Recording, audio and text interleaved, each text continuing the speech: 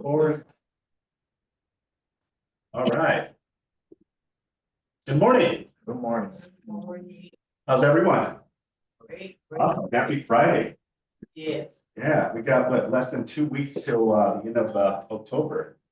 So it is pretty fast month coming to the end, right? And before you know it, we're in November. All right, guys. Well, I appreciate you guys coming in. We're going to have a real talk topic regarding the listing agreement. Okay. It's not really that I want to go through the elements of the listing contract, but really just an understanding with all of the new changes, right? With the listing agreement, with the MLS, right? I'm also going to be toggling from the listing agreement to the MLS as well, so you get a perspective and an idea to see best practice. If an agent has advertised, if the seller is willing to consider concessions, okay, and how you can find that information on the MLS, because even to this day and time, we are still have some agents that are not familiar in where they can find this information on the MLS. Now, the best practice is always, right? Always, pick up the phone, reach out to the listing agent and ask, hey, is the seller willing to consider concessions, right? And then the proper documentation and order, right? And this goes from both sides. What I mean by both sides, meaning, you're the listing agent and how you navigate and handle the process when a buyer agent is requesting compensation, and also from a buyer's perspective, right? Asking the seller for consideration. All right, so just briefly, the listing agreement revised, right? All of us should have known that on July of 2024, several months back, we had changes to the contract.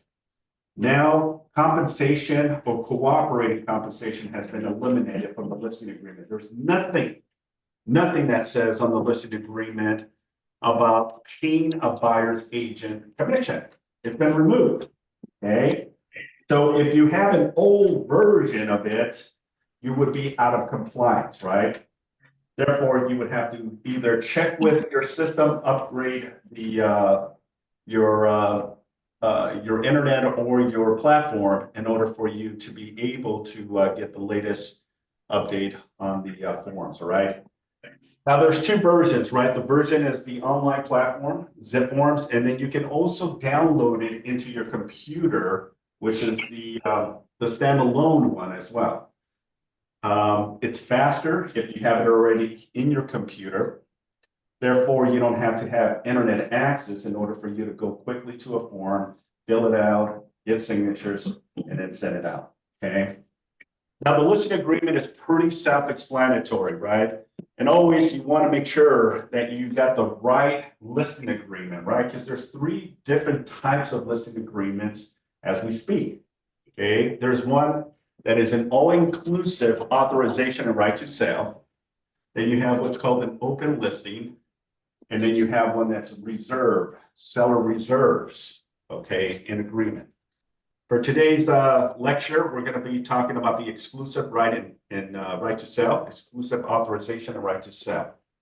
Now, before we go into the nuts and bolts, morning, the seller side only compensation has, right? Compensation to the listing broker is for the seller side only, right? So please make sure that you understand the elements, okay? And how it works is, the grid, okay? Section C talks about that the amount of real estate commission is not fixed by law, they are set by each broker individually, okay? Most, if not all of your forms are going to have this disclaimer now. But the section that I want you to focus on is these two, C1, C2, okay? C1 talks about compensation to seller broker only seller size transaction. This is the amount that you are just asking as compensation to help navigate and sell your client's home, okay? You have a percentage or you have a flat fee. Okay, let me make sure I got everyone. 1 second. Okay. So you can do a flat fee or a percentage, okay? Section C2 goes into additional compensation to seller broker if buyer is unrepresented, okay? So I want to put some clarity on this because I still get confusions from agents saying that C2 is compensation to the buyer's agent. That's not the case, okay? I don't know how they interpret that, but I still get questions when it comes to that. Does that mean an unrepresented by you, but it's represented by the buyer's agent, okay? The answer is no, okay? What this paragraph talks about, it says if a buyer comes to you that is not working with any agent, that's what's an unrepresented client. And the awesome part of it is you can ask the seller for additional compensation to handle the extra task and obligation and responsibility to do more work. This is why they put a percentage and a flat fee that you can charge in addition to what you already secured as your compensation. Okay, so this is added. So if we were to say 1.5, right? You're saying to the seller is if I represent you, and then I also handle a unrepresented buyer, I will be compensated in addition to the 3%, 1.5%, for a total of 4.5%. So if the direction goes that way, you close the deal, 4.5 is your commission going your way. Okay, we're all clear on that, right? There is no line for cooperating compensation anymore. There's no line in the listing intended for the cooperating compensation. So there's nothing here that says anything what used to be, right? Back in the day, okay, just several months back, it used to have total commission and then what we would pay a buyer's agent. This is no longer part of this agreement, okay? This is just you and yourself and I, right? That's it. All right, so I want to make sure we're clear that C1 and C2. Now, I also want to reference, because it also puts some clarity, is we're going to go to section 4B, okay? 4B, and then we'll go to 4C, okay? Then it gives you a little bit more of an illustration of what those components mean.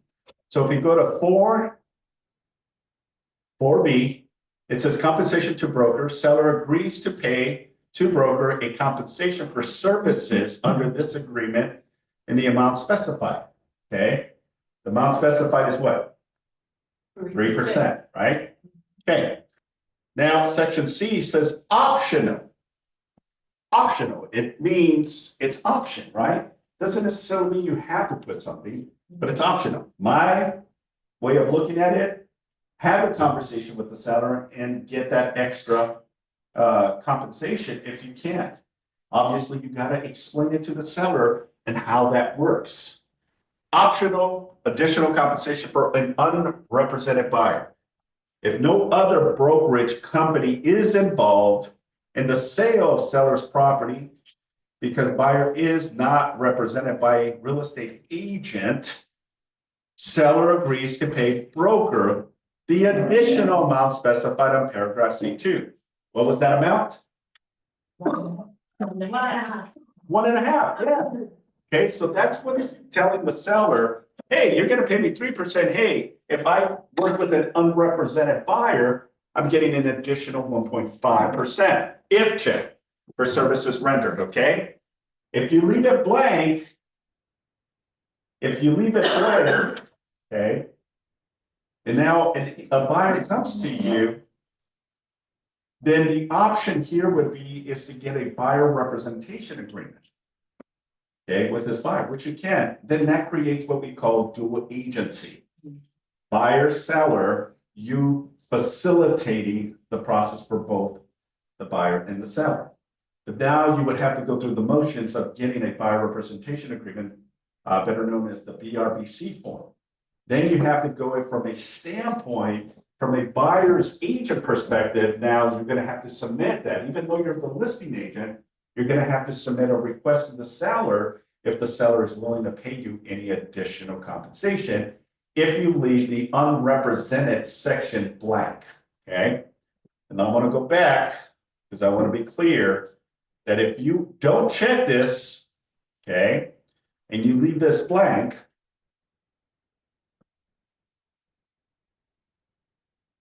and that buyer comes saying he or she or they want to submit an offer and you end up working with them, then this will not apply to you. Okay. Now, the way you apply this is having a BRBC, buyer representation agreement. Okay.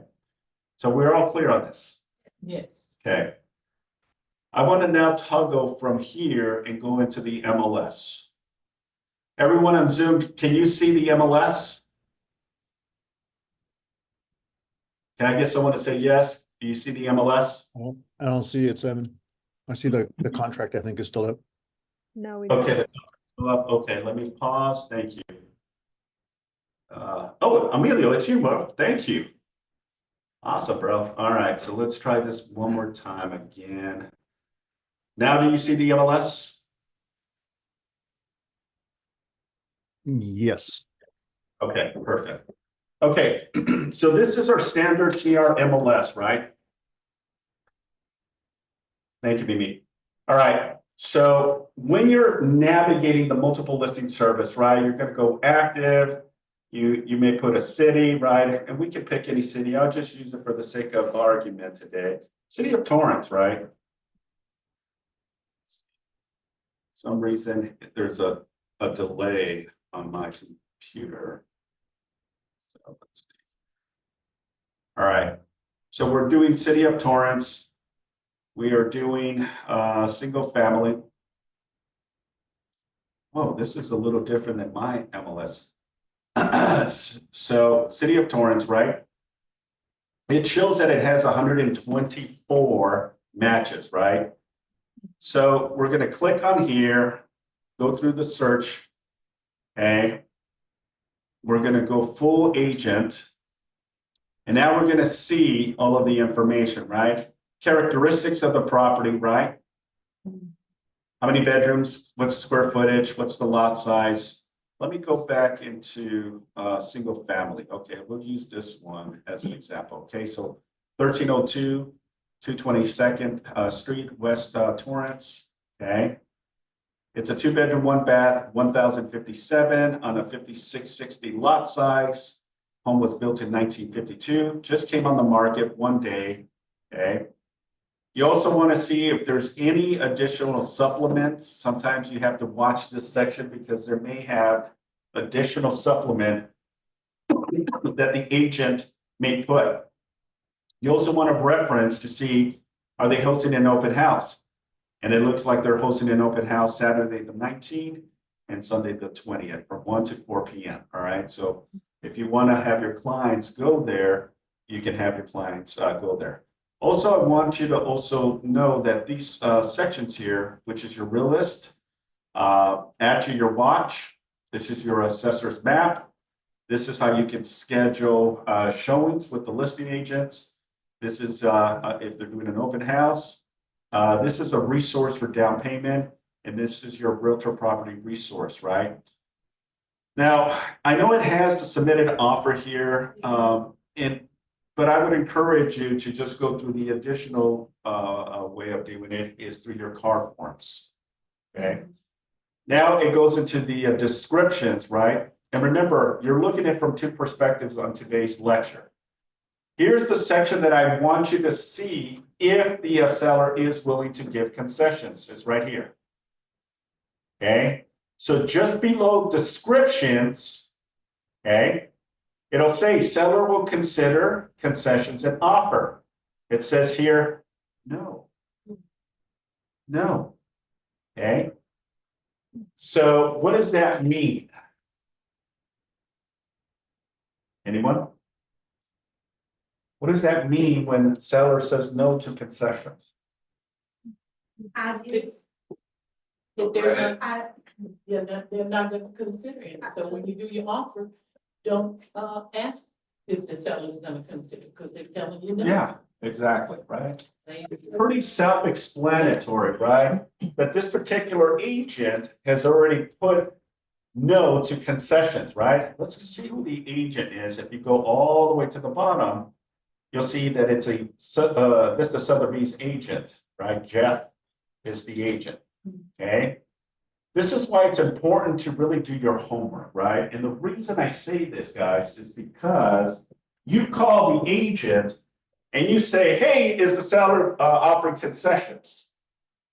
A smart ASS will say, well, didn't you look at the MLS?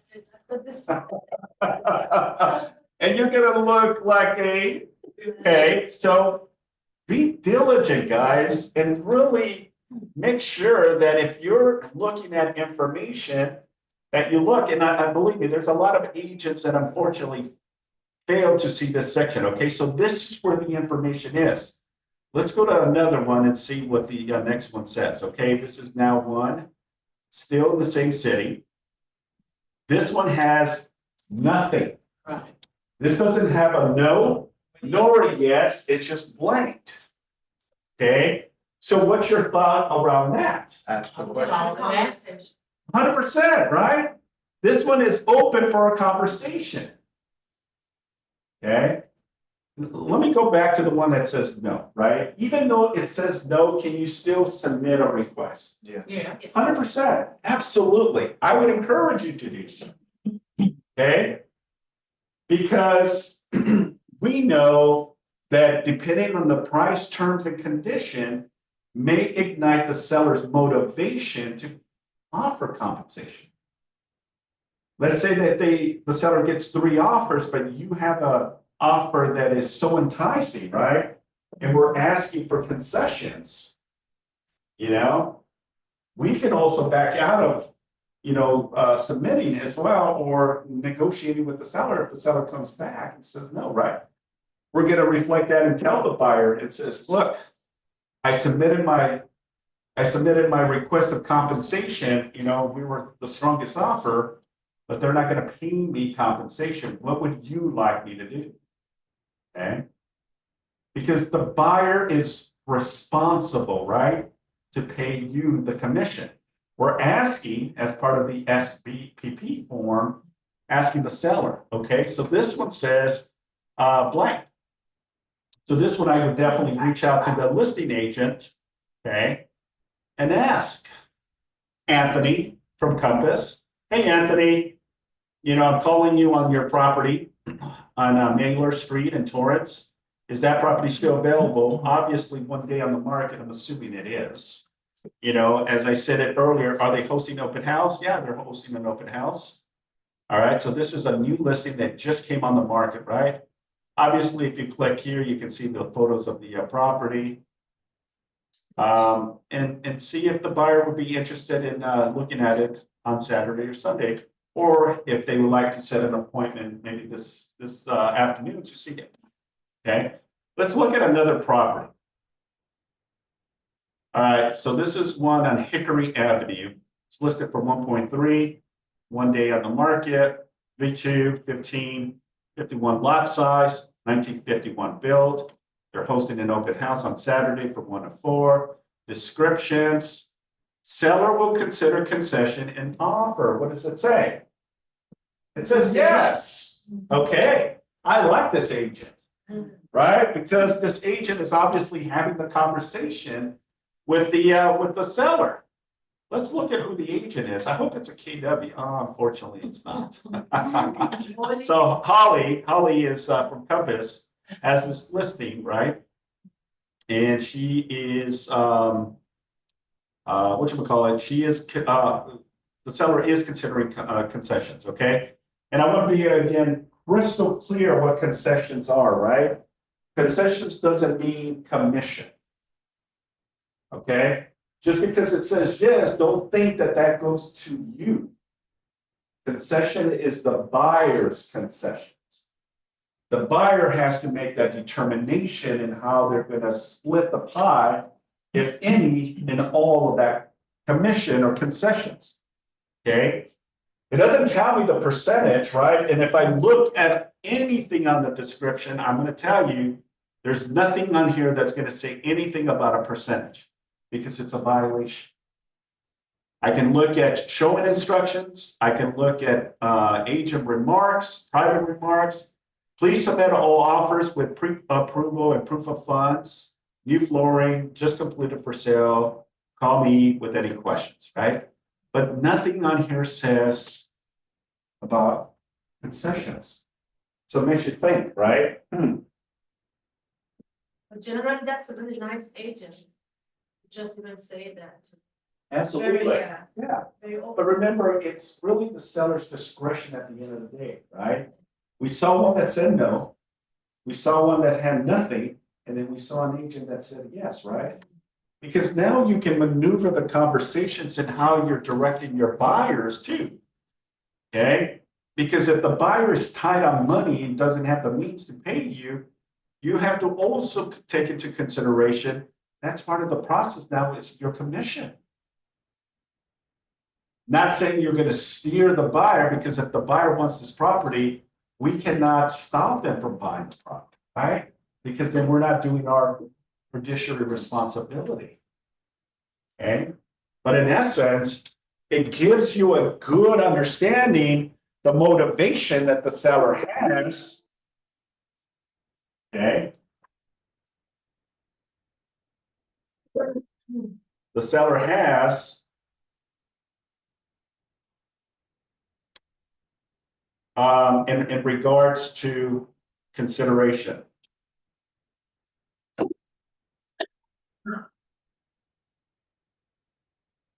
Okay. So now we saw 3 different examples of the MLS. So now moving forward, when you are researching a property or you're inputting this information on the MLS, right? You need to be having the conversations with the sellers on your listing appointment, right? When I'm sitting down with the seller and saying, here's the pros and cons and the benefits of giving concessions, right? We're not going to be talking about compensating the buyer's agent, but just merely, are you considering any type of concessions to give to the buyer? And the seller has 3 options. Yes, no, not sure. Let's get an offer. And then I'll determine if I want to give, right? Because the seller may be adamant in the very beginning to provide concessions, but then something sparks their interest on that particular offer, and now it changes the way they see things. This buyer can close in 15 days. They're giving me more than what I'm asking. They're releasing or tightening up the contingencies. The other ones are less than what I'm asking and are asking for a longer escrow period, and they want to hold on to their contingencies of 17 days. That may be that tipping point where the seller's motivation is, I'd rather go ahead and move forward with this one. Yes, they're asking for compensation, but they're also giving me what I'm wanting. Or this, or them some, right? Okay. So again, this is where you find this information, okay? And it's perfectly fine, okay, to reach out to the agent. Any savvy, experienced agent will know the pros and cons on how to navigate the conversation if you ask the listing agent, right? So let me just say, and I'm going to use Salvador as an example. You know, I'm reaching out to Salvador, who's the listing agent, right? And I'm asking Salvador, hey, you know, I see on the MLS, seller is considering concessions, right? Yeah, they are, okay. And then what if I do a follow-up and says, you know, is there a percentage that the seller is considering, right? Now, we have that one pager, right, that allows us to consider if the seller is willing to consider any concessions to be given to the buyer, right? But we have to be very careful in how we navigate that conversation, because it has to be in alignment, right, to the NAR settlement. And his response back to me is, please just submit your terms and your request, okay? Because we cannot provide that information, even though we have that information on hand. Okay, we can say yes to concessions. Please submit your requests and include the proper forms. That's gonna be coming out of Salvador's mouth to me, okay? So now when I'm drafting the purchase agreement, right? I'm gonna submit my request under G3, right, the SBPP form. And I'm also gonna have a buyer representation agreement if the listing agent requests a copy of it. Because the BRBC has to coincide to what the SBB form says. And if there's a discrepancy, okay, then I need to modify whatever my BRBC says. Okay? So for example, right, I'm gonna shoot for the stars. I'm gonna request 3%. On my buyer representation agreement, I'm gonna put 3%. Okay? And then I'm gonna check on the purchase agreement under G3, the SBPB form saying 3%. With the offer, all of the disclosures, proof of funds, pre-approval letter, and the SBPP form, I'm gonna send it to the listing agent for consideration, right? In hopes that the seller will accept, right? The seller has those three options, right? And that means anything in regards to the offer and also concessions, okay? The seller is going to receive the offers, the agent and the seller are going to sit down and discuss. Let's say it's two offers, right? It's your offer and it's another offer coming in, right? And the listing agent is going to sit down and go through the pros and cons, okay? This is the offer from a KW agent. This is from a Section 21 agent, right? All of them are offering above asking. This one is asking for a 10-day physical inspection, where this one is asking for 17 days to release that as part of the contingency, right? What would you like to do? Because there's also concession. This one is asking for 3%, and this one is asking for 2.5%. Okay. Now, the seller is going to make a determination, right? Pros and cons, looking at both offers, right? Price, terms, and conditions. Think that for a minute. Price, terms, and condition. We know what the price is, we know what the terms are, and we know what the conditions are. Now the seller has to give us a decision on what they want to do. The seller now can come back and say, can do three things. They can accept, they can counter, or they can reject. Okay, we're all on the same page. Counter, accept, or reject. Well, I said that there was two offers, right? Two offers. Okay, so in my opinion, I believe that the seller is going to counter both. And part of that countering perspective is, let's see who is really serious and really wants this property. And now we're going to push both buyers to see who is willing to come up and give us even better price terms and conditions. So now we send a seller counteroffer or a seller multiple counteroffer to the two offers. And now the buyer's agent receives this, and now we're in communications with the buyer. Hey, I got good news. We got a counter, right? Let's discuss it. Do you have time right now at 11:30 to discuss it? Yeah, okay, no problem. You're on a conference call with your buyer, and now you go through the layers of the seller counteroffer. Now, please make sure to read it before you have a conversation with your buyer to make sure you understand what you're going to deliver to the buyer. And now you're looking at the counteroffer. They're asking for highest and best. They're asking for a 15, let's say a 20-day escrow. They're asking us for to release the appraisal contingency, right? And all other terms to remain the same. Meaning they didn't counter the consideration of the SBP form, right? So in your mind, if you submitted a 3%, they're considering 3%.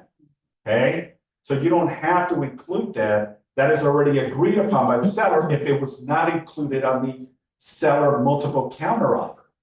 Okay, seller multiple counteroffer. Now let's flip the tables and let's say that the listing agent did put that as part of the condition. Because guess what, ladies and gentlemen? The concession on the SBPP form is also negotiable. Now, both agents and the seller and the buyer can negotiate those. So as a listing agent, if I see 3% and 2.5%, guess what? I'm going to use that as leverage. Now, I know all of you are probably thinking, okay, am I going to go higher on that? It's on the reverse if I'm the listing agent. Because if I have two agents that submitted 3 and a 2.5, okay, I want you to understand where I'm going with this. I can put some type of reference, please also consider the SBB as best and final. Best and final, okay? So from a buyer's perspective, when I'm hearing best and final is I can go up, I can stay, or I can go down on my commission. You're all with me on this, right? That could be part of now the negotiations, guys, and I want you to understand that may happen. It's happening as we speak. Because that can be the game changer where the seller will consider this offer over your offer. So let's just say that from a 3%, you go down to 2.5%, right? That 0.5% goes to who? The buyer. Negotiate. Listen to my question, okay? If you had put originally on the SBPP form 3%, right? Because that's what you have on your buyer representation agreement, right? And now the listing agent sends you a multiple counter, right?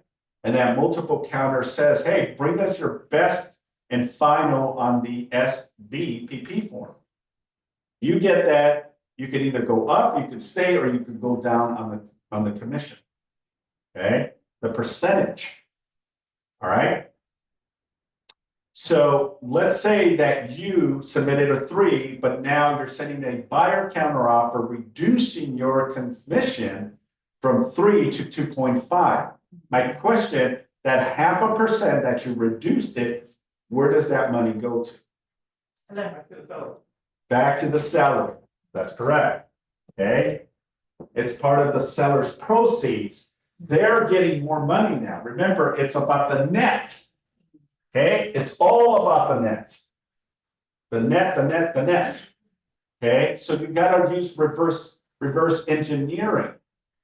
Okay, and reverse engineering means what is the net that the seller is going to earn if I do this, right? Or if I do that. And I'm only talking about the consideration of commission, which is the concession component that the buyer is obligated to pay, okay? So that can now be part of the equation in conversation when negotiations happen on price terms and conditions. You all with me on that? Okay, so looking at the bigger picture, let's say that you do reduce your consideration from 3 to 2.5, right? Now you submit your counter back and your offer does get accepted, okay? So when you open escrow now, folks, okay, when you open escrow, right? Now escrow and the escrow officer are going to see that there was a modification. Originally you submitted a 3%, but there was a counter offer sent to bring us your best and final, right? And best and final can be price, okay? And best and final can also be your consideration of your commission. Okay, so I want you to think and be in the mindful perspective in how you approach this. Because best and final doesn't mean going up sometimes. It may mean coming down in the consideration of compensation. Because the seller is looking at all offers, right? And because now it's not stamped on the MLS, right? It's not, you can't see what the compensation is. We're going in kind of blindsided here with that request. Consider concessions as part of a request of repairs. Okay, that's what concessions are now. It's like negotiating request of repairs. You open escrow, the buyer goes through their due diligence. The buyer gets all inspections, general inspection, roof inspection, electrical inspections. They get all the reports back, they go through the reports, they see some concerns, and now they prepare a request of repairs. Submit that request of repairs asking for one or three things. One, to fix it. Two, to credit. Or three, to reduce the price of the home. Those are the three things that can happen. Salvador. Yes, so the difference on the half a point from the three came down to 2.5. I need to negotiate the difference with the buyer, my client, and see if it's gonna make up the difference. You can do that. Yeah, so that's a good question, Salvador. So the question that he has is that if I have an original BRBC that says 3%, right? And I submit my request at 3%, and now we're encounters, and I now have to reduce my 3% of 2.5%, and my offer gets accepted. There is going to be a discrepancy, right? And that discrepancy, the discrepancy is that you still have a BRBC that says 3%, but you went into contract at 2.5%. Now, the question here, okay, and I want to also position that because this is a great conversation is, who would be responsible, if any, for that difference? Buyer. Yeah. If you bill it. Yeah. Wow, you're right.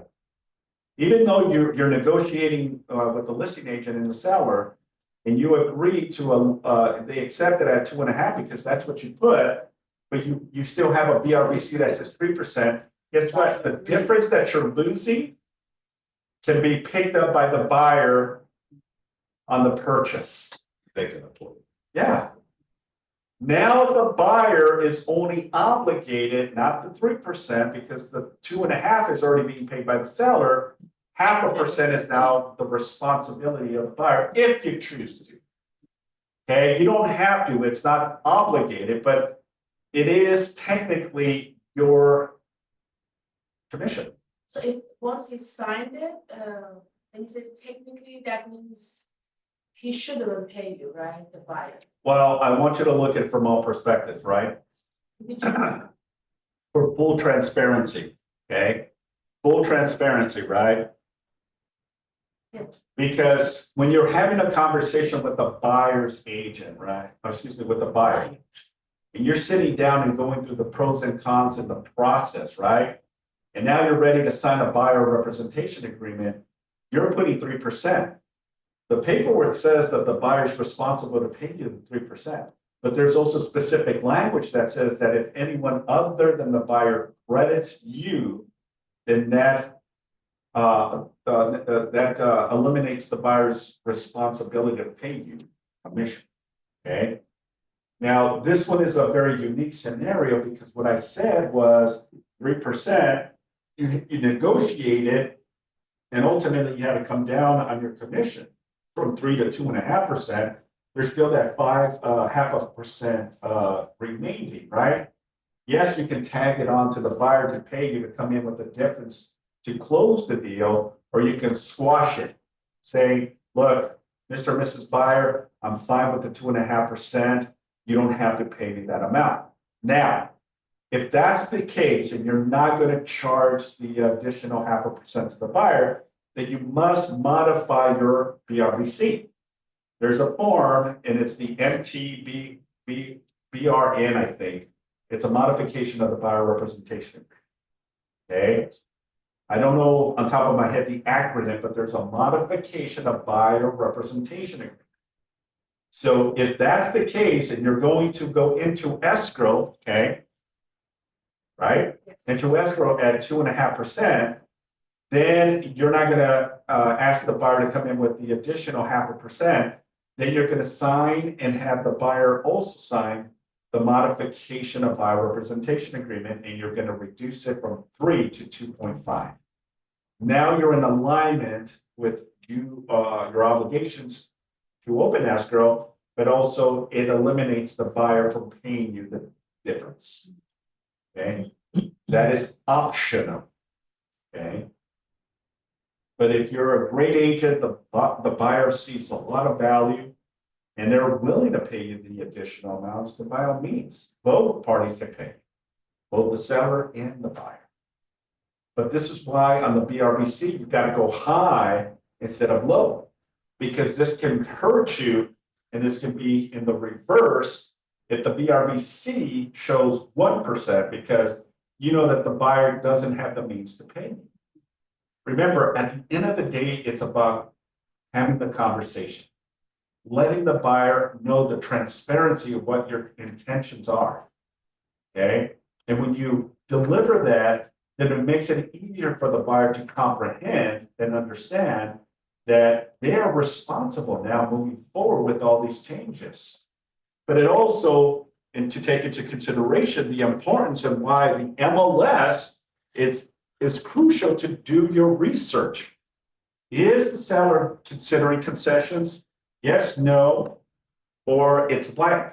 A blank means that the listing agent either didn't acknowledge it, or didn't have a conversation with the seller, or left it neutral. Throw us an offer and we'll consider it. It's not a yes or it's not a no, it's a maybe. So if you see blank seller concession offering blank, then it's a maybe. Submit it anyways. Now, even though, and let's go back to the previous. Okay, this one, right? The one that said no to concessions, right? This one. All right. Even though it said no, right? Is it worth a shot to still submit the SVPP form? Yeah. Even though it says no here, is it worth a shot to even submit? Just to secure yourself. Doesn't hurt, okay? Because remember, this is kind of the same way as I see it when it comes to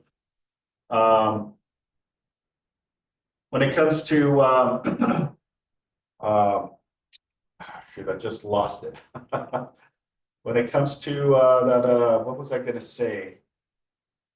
Well, if I remember, I'll let you know. Even though it's the listing agent puts no on there, it's a gamble, right? Because let's just say that the property is not 1 day, but it's 100 days. Look at all of the consideration and options, right? 1 day, I get it. 100 days, they may be desperate to want to sell. Okay. And maybe it was because they put no, seller is not considering, agents are not showing those properties. Just saying, I'm just saying. Okay. Go back to the times when commissions were negotiated between agents, right? And we received 1% on the MLS. There's a lot of agents that would, next. They were looking for the 2.5%, 3% or more. Just saying, okay? Now, it's not our job to steer our clients, right? Remember, you have an ethical position to uphold, right? If the buyer wants to see it, you have to provide that, right? That's why you have a written agreement with them. Okay? But the buyer and the agent also have options. So, and I'm going to explain what those options are, right? Because let's say that you did submit an offer on this property, right?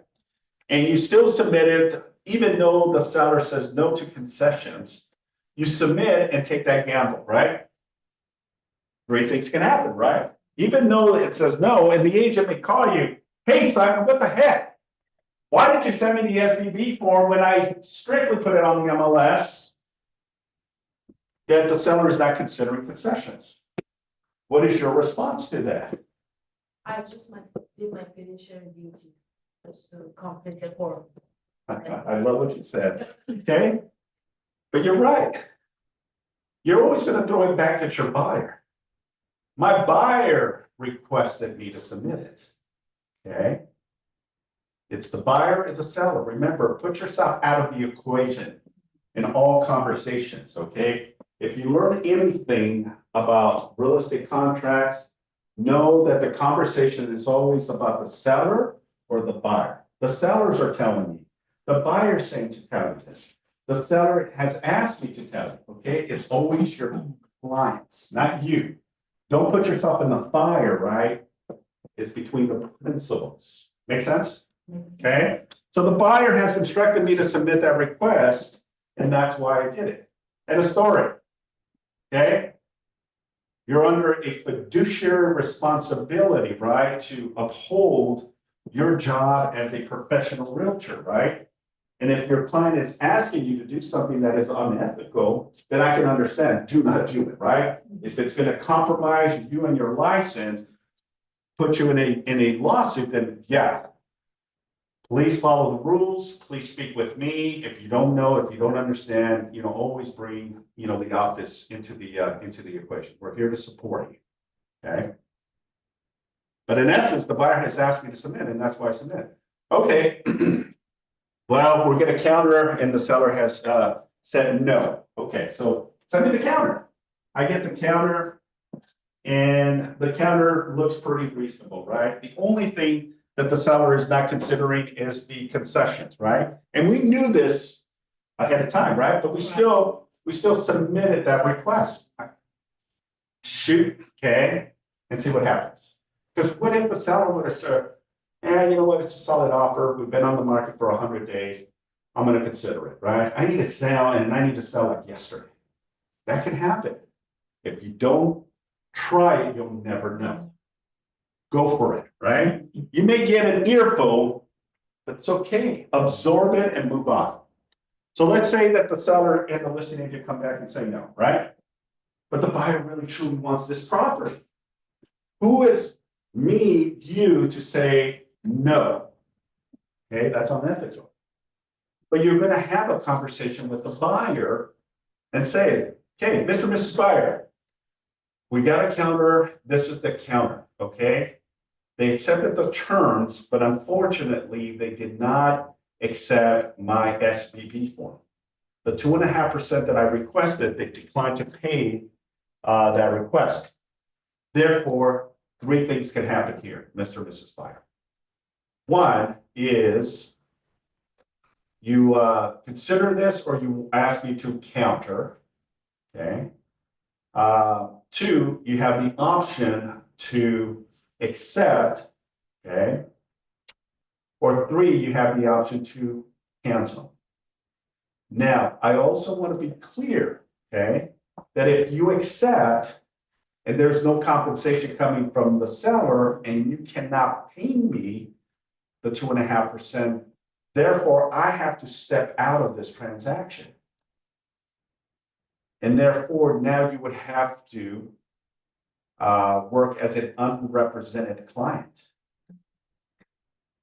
Meaning you're exposing yourselves, okay? Because the listing agent may not consider or may not want to work with an unrepresented buyer.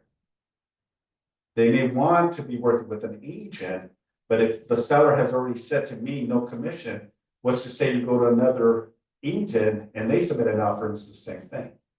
So you need to let me know how you want me to approach this. Whatever way you want, I'm perfectly fine. And you have to, folks. You have to be perfectly fine with it. Because if the buyer says, I really want this property, right?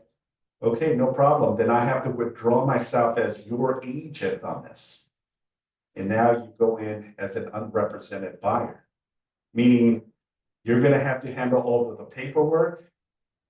You're going to have to make sure that you follow the contingencies. And remember, the listing agents is handling the seller's best interest, not yours. I cannot represent you if I'm not getting paid compensation. Okay?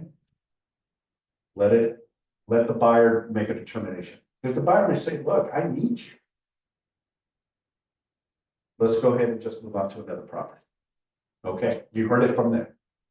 You cannot influence, you cannot steer them, you cannot navigate. It has to come. You give them all the options, and then they tell you what they want to do. Yes, no, cancel. Or it's the same thing, right? Yes or cancel, I should say. Salvador, question.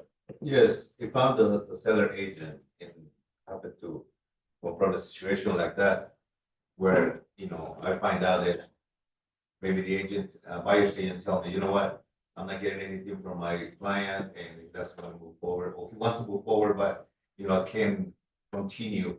I'm the seller's agent.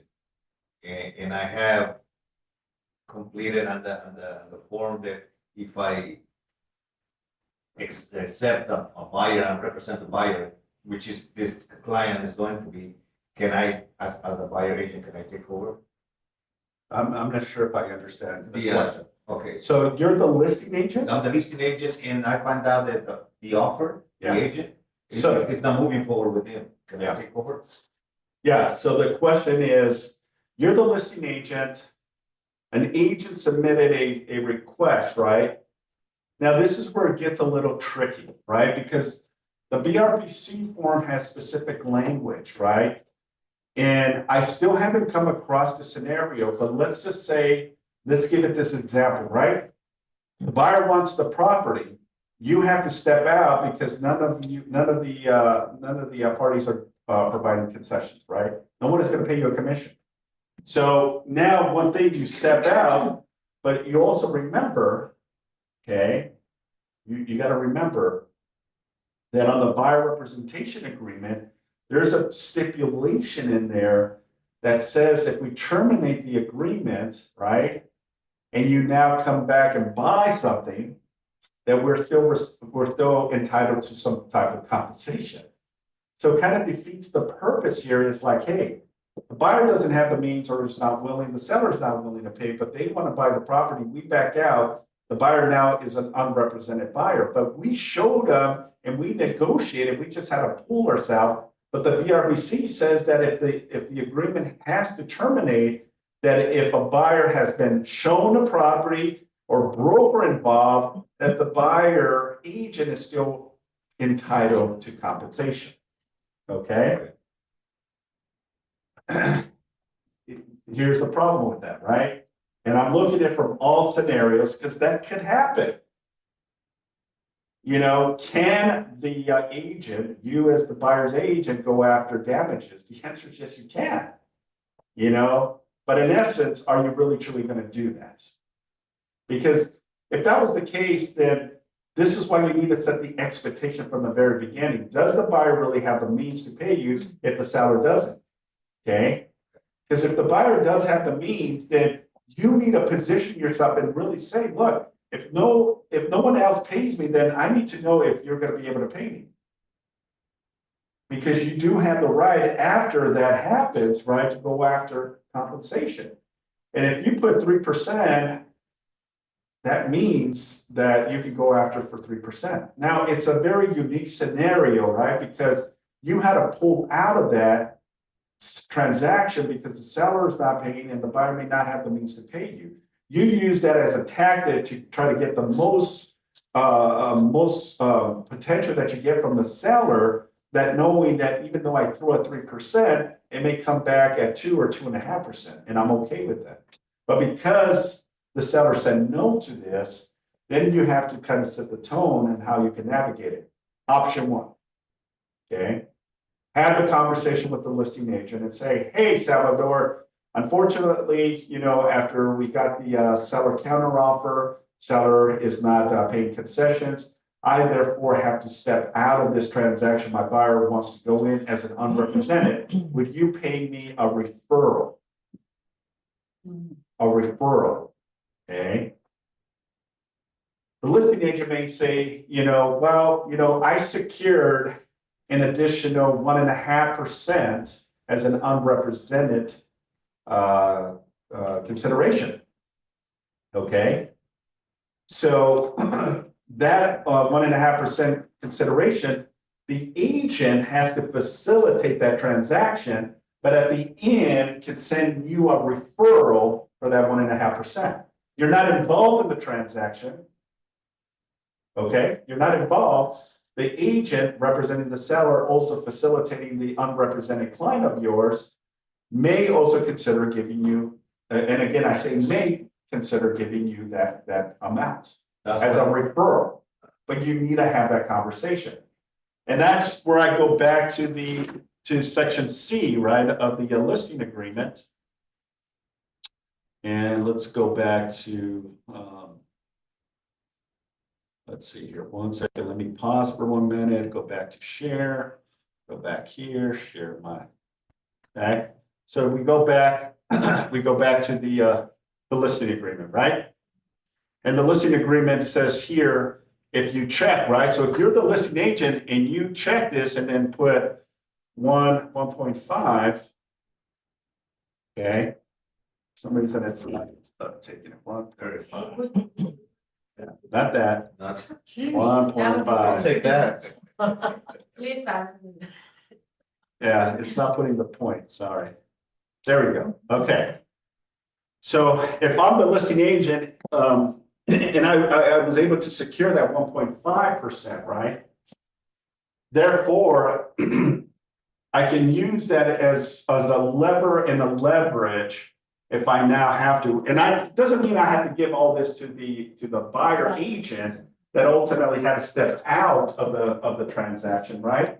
Because the buyer nor the seller was willing, but what's to say that the listing agent, okay, even though it's not considered, negotiating commissions, the agent is just referring that client now. And if you have a referral agreement in place, he says, look, I can't do 1.5, but I'll do 1% as a referral to you. And then I'll help close the deal. Okay, That's where the agent will send you the form of the referral. either the agent or you do it, Oh. okay, because you already have the agent's information. Okay. So I'm having the conversation, Salvador, okay, the seller says, no, the buyer doesn't have the means, can you handle the unrepresented client, close it because they really want the place? And then I step out, but just give me a referral. Oh. Yeah, I have no problem with giving you a referral. And I can ask, do you have an amount from the listing for a non-represented client? Yeah, I have 1.5. I says, okay, well, you're willing to give 1.5%. I won't do 1.5, but I'll do, because I have to do extra work, but I'll give you 1 point.